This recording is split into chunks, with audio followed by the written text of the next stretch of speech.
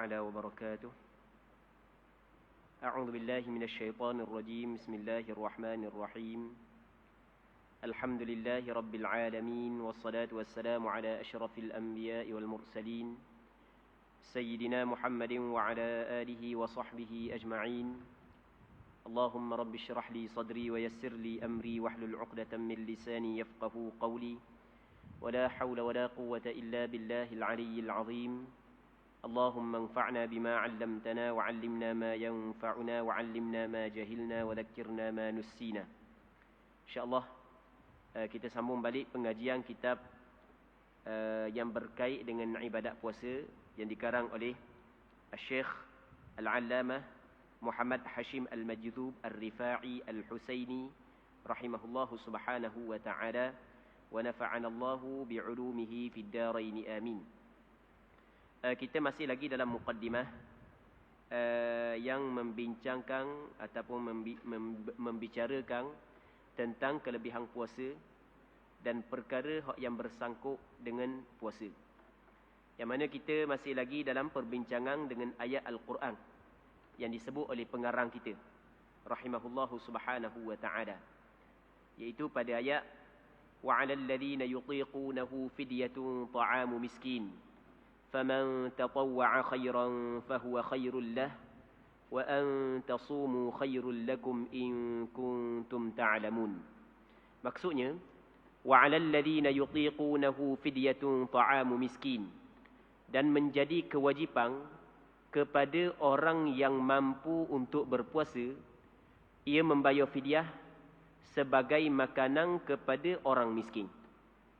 Jadi dalam ayat ni Allah Subhanahu wa ta'ala menyebut bahawasanya menjadi kewajipan kepada orang yang mampu untuk berpuasa membayar fidyah sebagai makanan kepada orang miskin. Yang mana mengikut pandangan majoriti ulama tafsir bahawasanya yang dimaksud dengan ayat ini adalah pada awal Islam ketika diwajibkan ibadat puasa Ramadan, maka ketika itu Allah Subhanahu wa ta'ala memberi pilihan di antara dua.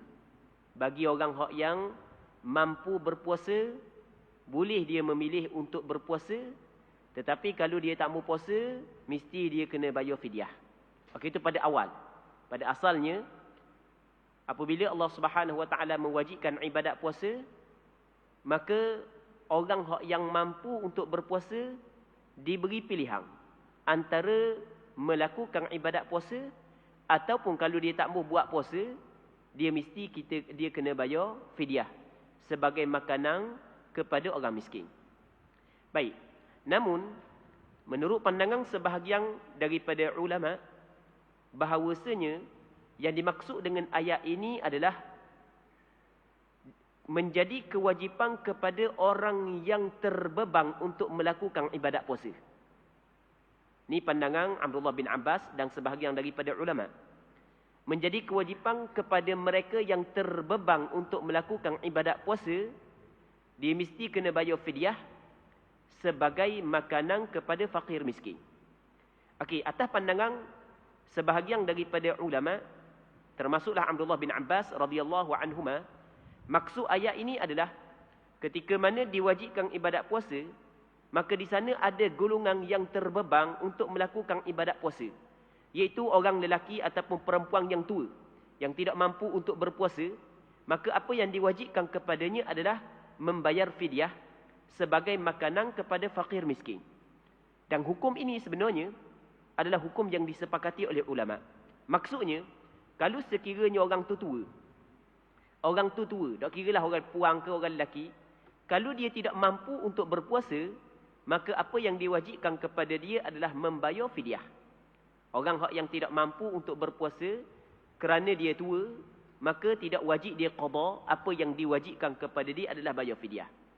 Dan mazhab Imam Syafi'i rahimahullahu subhanahu wa ta'ala menyebut bahawasanya sama juga dengan orang tua adalah orang yang sakit, yang tidak mampu berpuasa, yang mana dia tidak mengharapkan sakit itu dapat sembuh. Jadi maksudnya, di sana ada orang-orang dah tua lagi, umur 30, umur 40, tapi tak mampu dah nak puasa sebab sakit. Tapi sakit dia ni dapat jalan nak sembuh. Jadi atas maklumat yang diberi oleh doktor, oleh pakar bahagian perubatan, dia kata nyakit awak ni sampai ke mati dah. Tak sembuh dah nyakit awak ni. Maka dia tidak mampu berpuasa, mesti dia kena bayar fidyah sehari secukup. Muslimin muslimat yang dirahmati oleh Allah Subhanahu wa taala. Wa 'alal ladzina yutiqunahu fidyatun ta'amu miskin. Fidyah ni sebagai makanan kepada orang miskin. Maka daripada perkataan makanan kepada orang miskin, majoriti ulama termasuklah pandangan mazhab Imam Syafi'i, mereka berpandangan bahawasanya fidyah mesti berbentuk makanan. Tidak boleh bayar fidyah melalui wang, melalui ringgit, melalui nilai, tidak dibolehkan. Ini pandangan majoriti ulama. Termasuklah pandangan mu'tamad dalam mazhab Imam Syafi'i. Kerana Allah Ta'ala kabur dalam Quran, wa 'alal ladzina yutiqunahu fidyatun ta'amu miskin. Ta'am makna makanan, jadi mesti kena keluar makanan. Namun di sana ada pandangan sebahagian daripada fuqaha, iaitu di dalam mazhab Hanafi, mereka berpandangan bahawasanya boleh bayar fidyah dengan wang ringgit. Jadi kesimpulan, dalam masalah bayar fidyah dengan makanan, hak tu tidak berlaku perbezaan di kalangan ulama. Sepakat ulama mengatakan memadai dan sah. Namun kalau mengeluarkan fidyah dengan wang ringgit, dengan duit, kalau cakap kita dengan duit, bayar dengan duit, maka ulama berbeza pandangan. Ada pandangan yang mengatakan sah, ada pandangan yang mengatakan tidak sah. Jadi boleh bertaklid ataupun mengambil pandangan mazhab Hanafi yang membenarkan bayar fidyah dengan duit. Boleh, tak ada masalah. Tapi sebaik-baiknya ketika kita melakukan ibadat, biarlah sepakat ulama mengatakan ibadat kita tu sah. Dalam kaedah fiqh menyebut al-khuruju minal khilafi mustahab.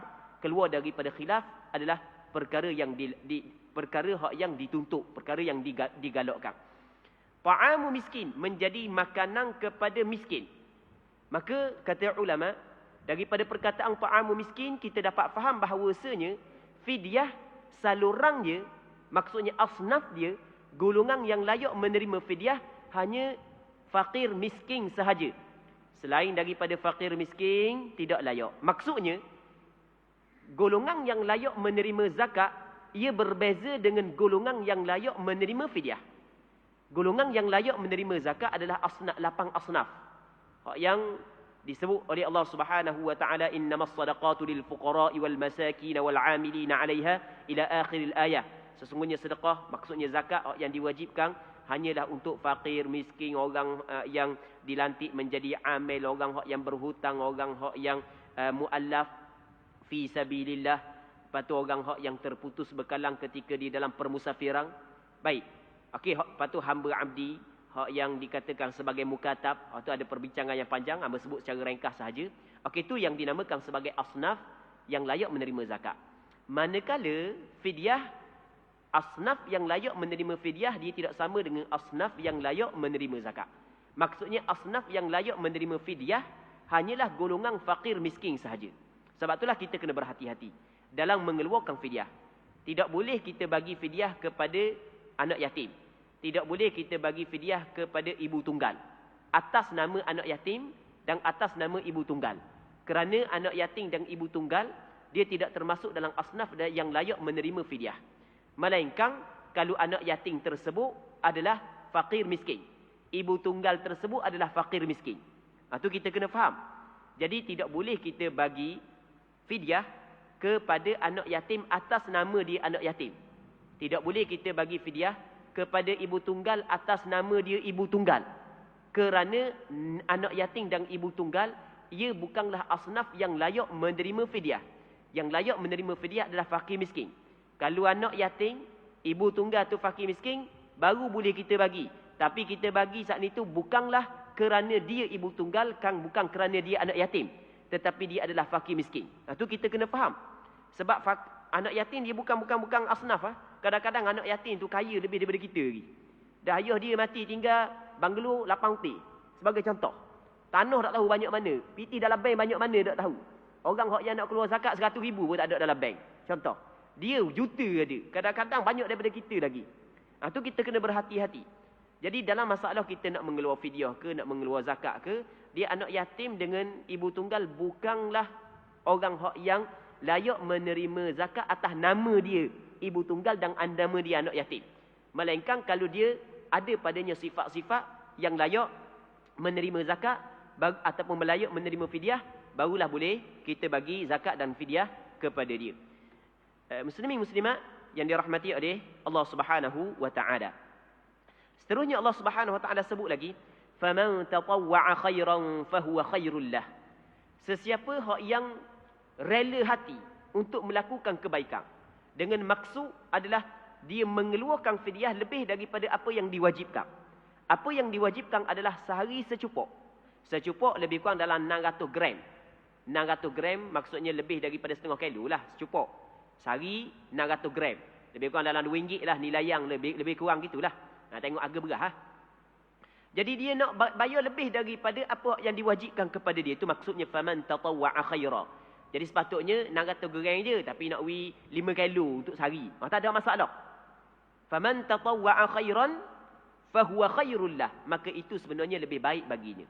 Maksudnya ketika kita diwajibkan kadar tertentu, contoh sehari 600 gram, 2 hari sekilo lebih 1.2 kilo, ataupun kita kata kalau 10 hari lebih kurang dalam 6 kilo, lebih kurang, tiba-tiba dia nak mengeluarkan lebih daripada apa yang diwajibkan kepada dia. Maka Allah Ta'ala kata, fahuwa khairul lah. Itu sebenarnya lebih baik baginya. Semakin banyak orang yang keluar, semakin baik bagimu. Jadi walaupun apa yang diwajib hanya sekadar 1 cupuk sehari, bagi orang yang tinggal puasa yang tidak mampu untuk qada balik, orang tua, orang yang sakit yang tidak diharapkan sembuh. Tetapi kalau dia mengeluarkan fidyah lebih daripada qada yang diwajibkan, itu adalah lebih baik baginya. Walau bagaimanapun, wa antasumu khairul lakum. Tetapi mereka itu berpuasa, kamu berpuasa, hak itu adalah lebih baik bagi kamu in kuntum ta'lamun, sekiranya kamu tahu. Memang pada awal Islam diberi pilihan di antara nak puasa ataupun nak bayar fidyah. Boleh, ada pilihan. Tetapi hak yang paling baik bagi kamu, kalau sekiranya mu nak tahu, kalau sekiranya mu tahu, adalah mu memilih untuk berpuasa berbanding dengan bayar fidyah. Muslimin muslimat yang dirahmati oleh Allah Subhanahu wa taala. Seterusnya, Allah Subhanahu wa taala berfirman lagi. Syahrul Ramadan alladhi unzila fihi al-Qur'an hudan lin-nasi wa bayyinatin minal huda wal furqan. Syahrul Ramadan maksudnya bulan Ramadan. Bulan Ramadan. Dia bulan Ramadan, muslimin muslimat yang dirahmati oleh Allah Subhanahu wa taala, ia adalah bulan yang ke-9 daripada bulan-bulan orang Arab. Bulan Ramadan adalah bulan yang ke-9 daripada bulan-bulan orang Arab. Yang mana bulan orang Arab bermula daripada bulan Muharram. Muharram, Safar, Rabiul Awal, Rabiul Akhir, Jamadil Awal, Jamadil Akhir, Rejab, Sya'ban, Ramadan. Ramadan adalah bulan yang ke-9. Bulan Ramadan, muslimin muslimat yang dirahmati oleh Allah Subhanahu wa taala, ulama berbeza pandangan. Siapakah yang meletak nama bulan Ramadan dengan Ramadan? Siapakah yang meletakkan nama dia? Ulama berbeza kepada 2 pandangan. Satu pandangan mengatakan, ini pandangan yang kuat, bahawasanya yang meletakkan nama bulan Ramadan sebagai bulan Ramadan adalah Allah Subhanahu wa taala. Maka nama-nama bulan ni dia termasuk dalam benda tauqifiyah, benda yang datang daripada Allah Subhanahu wa taala.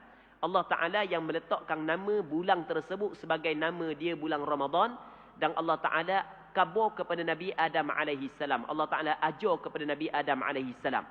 Wa'allama Adam al-asma'a kullaha. Allah Ta'ala mengajar kepada Adam segala nama secara keseluruhan. Atas pandangan sebahagian daripada ulama, antara nama yang Allah Ta'ala ajar kepada Nabi Adam adalah nama kepada bulan Ramadan. Syahr Ramadan alladhi unzila fihi al-Quran. Bulan Ramadan adalah bulan yang diturunkan di dalamnya Al-Quran. Sebab itulah tidak salah, bahkan betul orang cakap bulan Ramadan adalah bulan Quran, kerana bulan Ramadan diturunkan di dalamnya Al-Quranul Karim. Bulan Ramadan diturunkan di dalamnya Al-Quranul Karim, diturunkan padanya Al-Quranul Karim.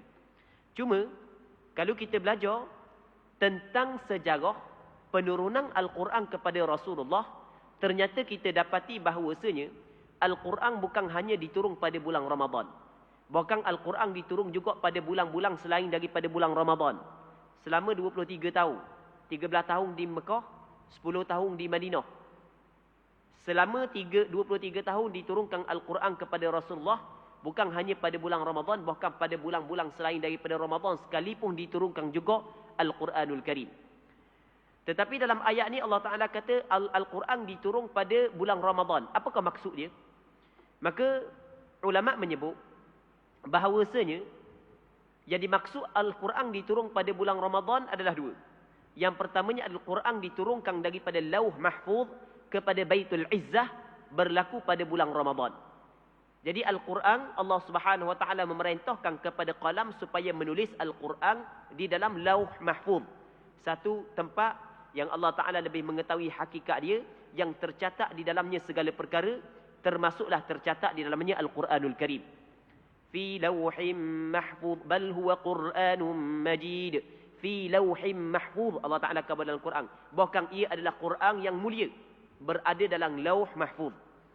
Maka, itu yang pertama. Yang keduanya, daripada Lauh Mahfuz diturunkan kepada Baitul Izzah. Baitul Izzah adalah nama satu tempat pada langit dunia. Langit dunia, langit yang dekat dengan kita. Nama satu tempat yang Allah Ta'ala lebih mengetahui hakikatnya. Tapi begitu yang disebut dalam asar yang diriwayat daripada Abdullah bin Abbas radhiyallahu anhuma. Jadi daripada Lauh Mahfuz kepada Baitul Izzah turun sekaligus jumlatan wahidah pada malam Lailatul Qadar pada bulan Ramadan. Manakala daripada Baitul Izzah turun kepada Rasulullah, ia berlaku selama 23 tahun. Cuma permulaan penurunan Al-Quran daripada Baitul Izzah kepada Rasulullah adalah pada bulan Ramadan. Jadi Al-Quran diturun pada bulan Ramadan dua. Yang pertamanya penurunan daripada Lauh Mahfuz kepada Baitul Izzah sekaligus, berlaku pada malam Lailatul Qadar, malam yang penuh dengan keberkatan pada bulan Ramadan.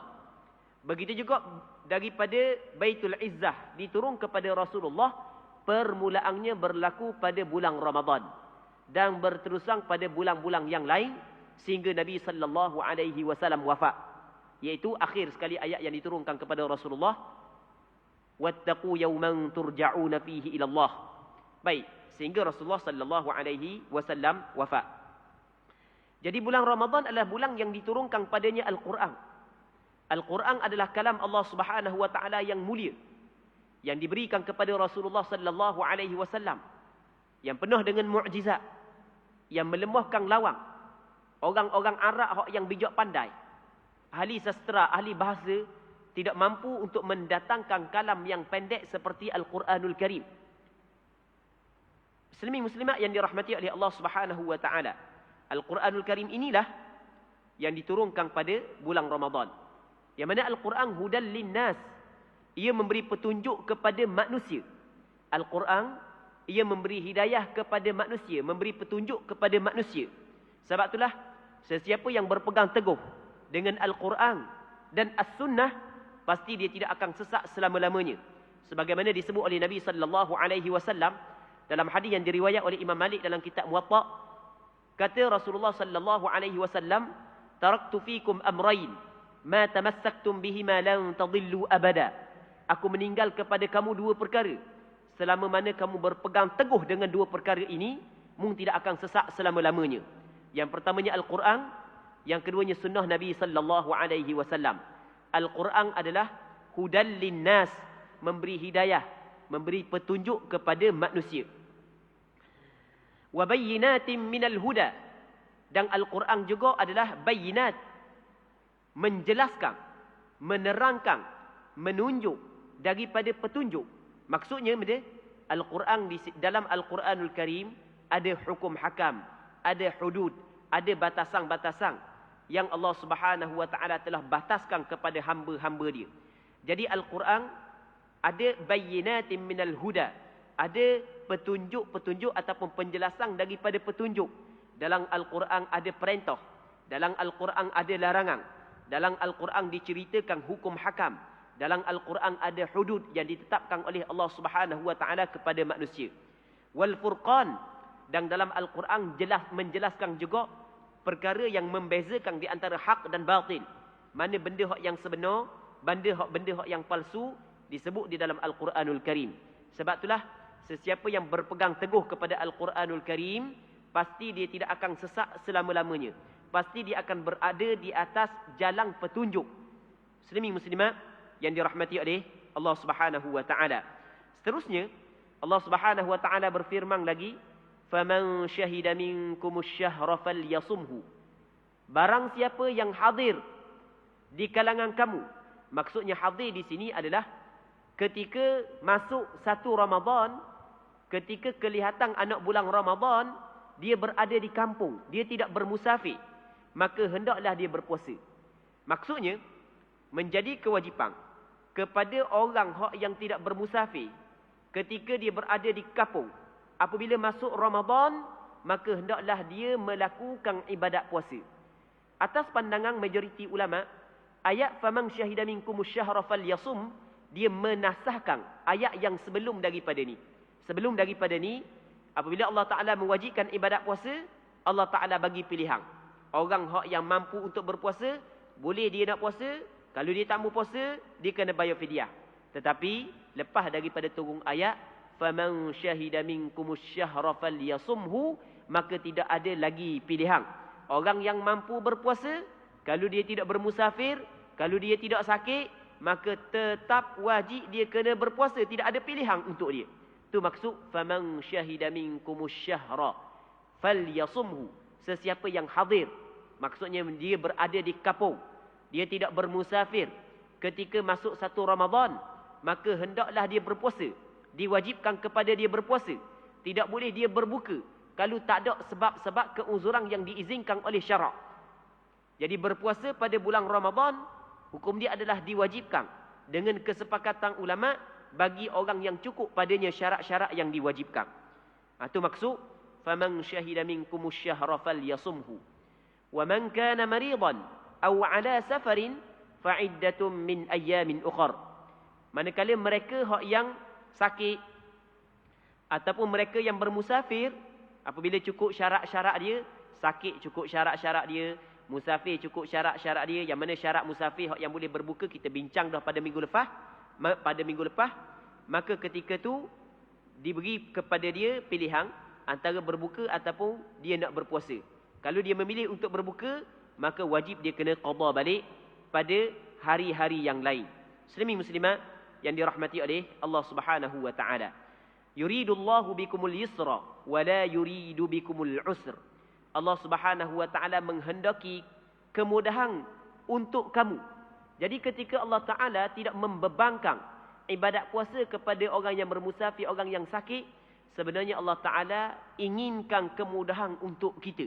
Jadi kita memang dah sakit, dah nak puasa. Jadi kalau Allah Ta'ala tetapkan wajib juga ibadat puasa kepada kita, maka terbeban. Maka Allah Ta'ala nak bagi kemudahan kepada kita. Maka orang yang sakit, orang yang bermusafir, Allah Ta'ala permudahkan kepada dia. Allah Subhanahu Wa Ta'ala tidak mewajibkan kepada dia ibadat puasa. Wala yuridu bikumul usr. Dan Allah Ta'ala tidak berkehendak kesusahan kepada kamu. Walitukmilul iddata walitukabbirullaha ala ma hadakum. Dan supaya kamu menyempurnakan akan bilangan bulan Ramadan. Jadi bulan Ramadan mungkin 29, mungkin 30. Jadi kita kena menyempurnakan ibadat puasa di dalam bulan tersebut. Walitukabbirullaha ala ma hadakum. Dan supaya kamu bertakbir kepada Allah, memuliakan Allah, membesarkan Allah. Apabila selesai kita berpuasa, masuk je malam raya, apa yang dituntut kepada kita adalah kita bertakbir. Allahu akbar, Allahu akbar, Allahu akbar. Ini tuntutan. Antara dalilnya ni, walitukabbirullaha ala ma hadakum. Di atas kerana apa yang Allah Taala, kerana Allah Taala telah memberi petunjuk kepada kamu. Jadi kita mampu melakukan ibadat puasa, ia adalah anugerah daripada Allah. Ia adalah hidayah daripada Allah.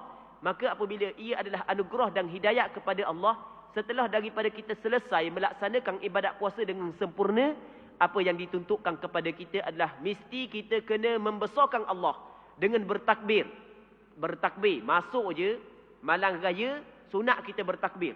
Takbir mutlak kalau raya puasa. Takbir mutlak ataupun takbir mursal, tanpa dikaitkan dengan sembahyang. Di mana saja kita berada, kita kena bertakbir. Dalam kereta ke, luar kereta ke, patah ke, dalam rumah ke, pasar, kita kena takbir.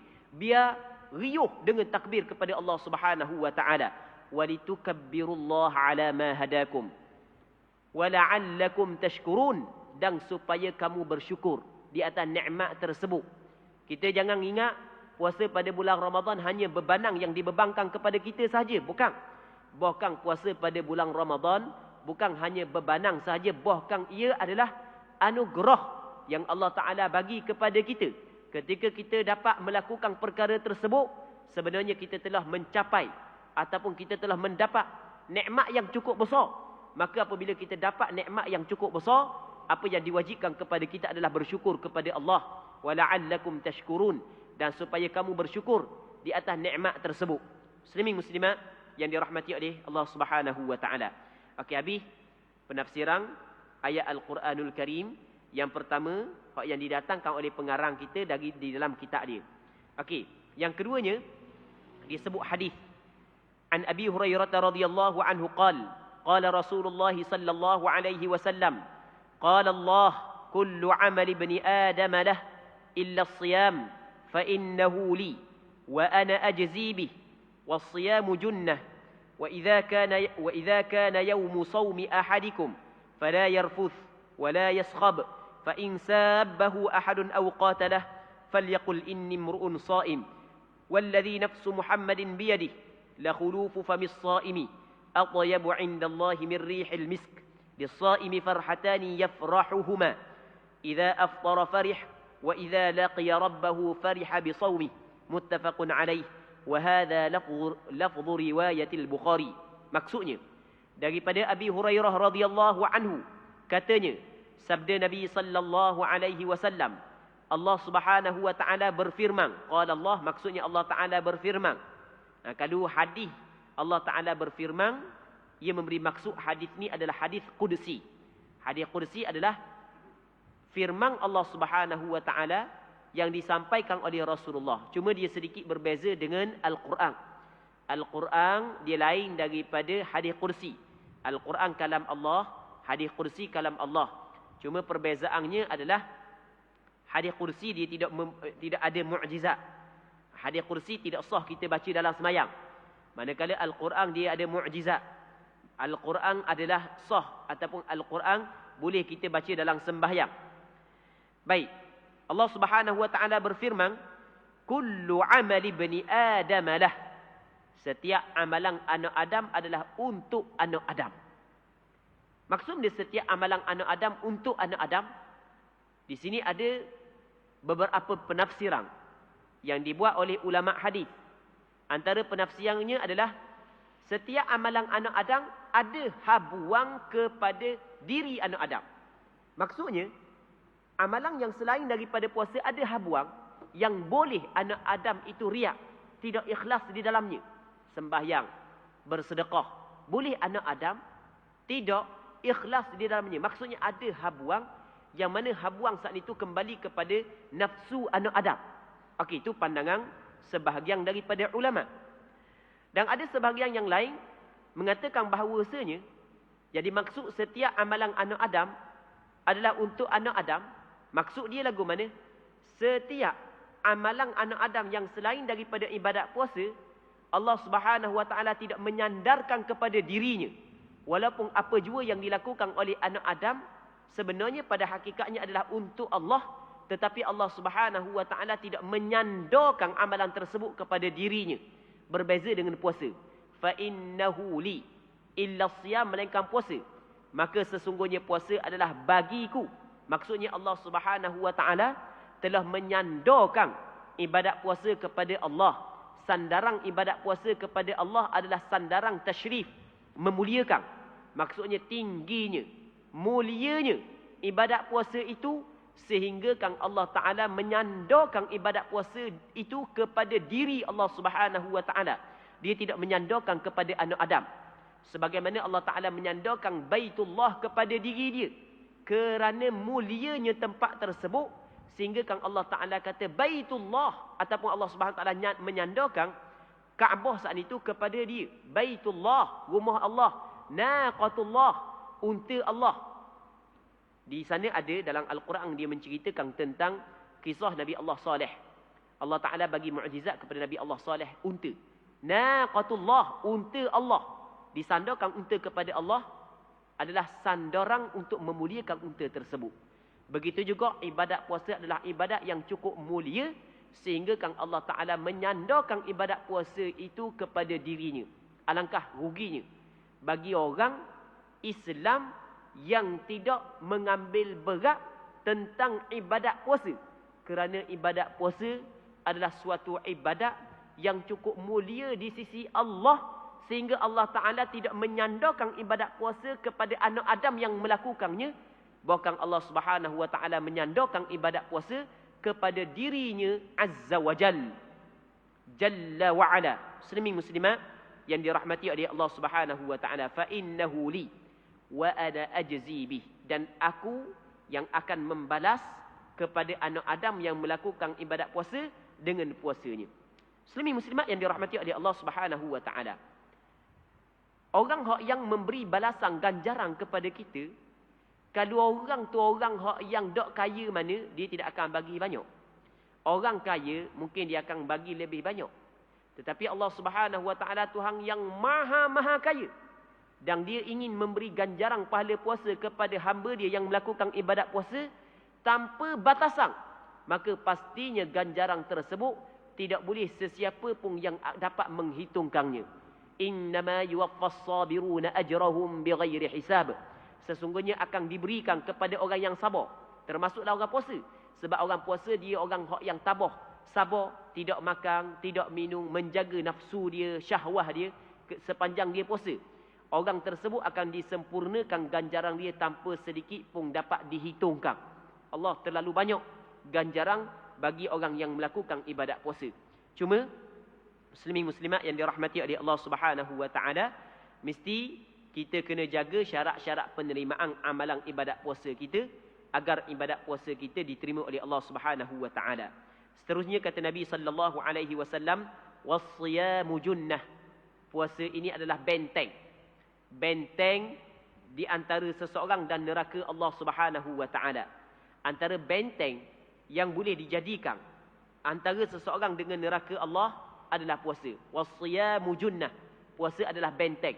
Sebab itulah Rasulullah sallallahu alaihi wasallam memerintahkan kepada orang muda yang kuat nafsu untuk jadikan puasa ni sebagai benteng.